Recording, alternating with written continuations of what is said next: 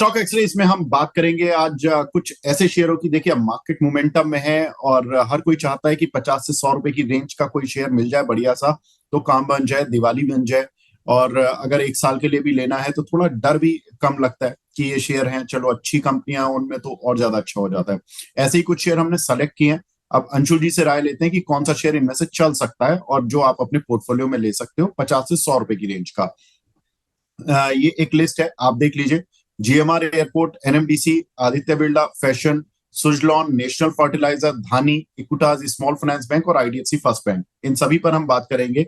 अंशुल भाई, GMR airport फटाफट से बताइए सर, इसमें क्या करें? देखिए, फाइनेंशियल्स तो अभी कंपनी के स्ट्रांग नहीं है, लॉस मेकिंग है, लेकिन काउंटर 90 रुपए के आसपास टिका हुआ है। मार्केट ने कितने हेडविंड से के चलता रहा। सर, क्या करें इस काउंटर पर? सर, मेरा 12 बजे से दूसरा शो है। मैं फटाफट से सारे एक ही बार में कवर कर दे रहा हूँ। इस पूरी लिस्ट में से मैं बायर रहूंगा एनएमडीसी में। NMDC with an 1 year prospective, 1 डेढ़ साल में एनएमडीसी आपको करीब करीब 15 से 17% रिटर्न दे देगा। एबीएफआरएल मेरा बेस्ट चॉइस है। अगर पूरी लिस्ट में से आप बोलेंगे कि सिर्फ एक काउंटर में खरीद सकता हूँ, एबीएफआरएल रहेगा। इसमें भी 15 से 20%, बल्कि उससे ज्यादा रिटर्न बनेगा। ये ऑल टाइम हाई जा रहा है स्टॉक। तो मेरी फेवरेट पिक एबीएफआरएल रहेगी। सेकंड बेस्ट मेरे पास एनएमडीसी रहेगा। नेशनल फर्टिलाइजर या फर्टिलाइजर काउंटर्स में अभी मूव बन नहीं रही है, लेकिन वॉच लिस्ट में रहेगा। जब मूव बनेगा तब बाई करूंगा। सुजलॉन यहाँ पे लेके 1.5-2 साल छोड़ते हैं तो 81-82 रुपए मिल सकता है। धानी अभी खरीद के चल सकते हैं, इसमें 15-20% का एक ट्रेडिंग बाउंस बैक मिल जाएगा। बाकी कोई भी स्टॉक मेरे को नहीं समझ में आ रहा। एक बार लेवल बता दीजिए। इक्विटास स्मॉल फाइनेंस बैंक, अभी 1 मिनट तो है Anshul ji. Equitas small finance bank, IDFC या जीएमआर एयरपोर्ट, इन तीनों पर भी लेवल्स तो बता दीजिए कम से कम। सर, जीएमआर एयरपोर्ट में 98 और 80 ये रेंज है। रेंज के मिड पे है तो रेंज के अपर एंड पे भी जा सकता है। आज का प्राइस एक्शन बता रहा है कि रेंज के अपर एंड पे जाएगा। पिछले 3 दिन का प्राइस एक्शन बता रहा था कि रेंज के लोअर एंड पे जाएगा। तो मिड ऑफ द रेंज खड़ा है 90 रुपए पे। या तो 98 का ब्रेकआउट देगा या फिर पहले नीचे 80 टेस्ट करेगा, ये क्लियर नहीं है। तो रेंज के या तो लोअर एंड 80-50 पे मिले तो बाय कीजिए, या 9850 का ब्रेकआउट मिले तो बाय कीजिए। फिलहाल तो बीच में है, किसी भी साइड जा सकता है। इक्विटास स्मॉल फाइनेंस बैंक में इसमें ऑलरेडी स्टॉक ऊपर 110 रुपए से करेक्ट होते हुए आ रहा है, नीचे 50 तक। ऐसा लग रहा है कि डाउनसाइड खत्म हो गई है, बाउंस बैक कर सकता है 62 तक। लेकिन मेरा बाइंग में कोई इंटरेस्ट नहीं है। और आई एम सॉरी टू से, मेरे से एक गलती हो गई। आईडीएफसी फर्स्ट बैंक जरूर हमारी लिस्ट में है। 76 क्रॉस करता है तो 84 और फिर 100 रुपीज, ये दो टारगेट मिलेंगे।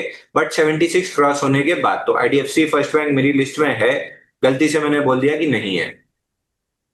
ठीक है, कोई बात नहीं। तो आईडीएफसी फर्स्ट बैंक का अंशुल जी की पसंद, एबीएफआरएल अंशुल जी की पसंद, और यहाँ पर अंशुल जी को पसंद आ रहा है धानी भी। धानी भी ठीक लग रहा है, लेकिन इस पूरी लिस्ट में सबसे अच्छा शेयर एबीएफआरएल, जो कि अंशुल जी को लग रहा है कि यहाँ से अच्छा चल सकता है। ठीक है अंशुल भाई, ये 3-4 शेयर पोर्टफोलियो में रखने लायक हैं। आप हमारे साथ जुड़े सर, बहुत बहुत शुक्रिया हमसे जुड़ने के लिए, अपना कीमती समय देने के लिए। Thank you.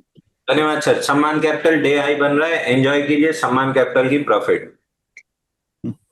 चलिए, ठीक है अंशुल भाई, बहुत बहुत शुक्रिया हमसे जुड़ने के लिए। तो यहाँ पर स्टॉक एक्सरे में देखिए, अंशुल जी ने बताया जीएमआर एयरपोर्ट के लेवल्स बताए, अंशुल जी ने एनएमडीसी पर बात की हमने।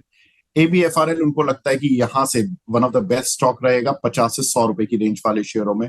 सुजलॉन उन्होंने बताया कि 80 रुपए की रेंज तक जा सकता है। तो बहुत सारे लोग हैं हिंदुस्तान में जो फंसे हुए हैं सुजलॉन में, जिन पर की बाय करके चला जा सकता है। नेशनल फर्टिलाइजर पर अभी उनको इंटरेस्ट नहीं दिख रहा है। धानी में उनको लगता है कि ट्रेडिंग बाउंस 15 से 20% का मिल सकता है इन लेवल से।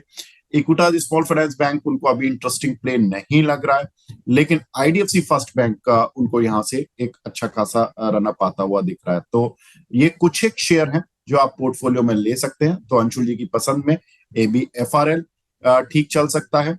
सुजलॉन जो लॉन्ग टर्म इन्वेस्टर है उनके लिए 80 रुपए का टारगेट, तो यहाँ से एक अच्छा डिसेंट अपसाइड सुजलॉन में भी है, धानी में भी है और आईडीएफसी फर्स्ट बैंक में भी है। तो ये 4 शेयर ऐसे हैं जो कि अंशुल जी को पसंद आए इस पूरी लिस्ट में।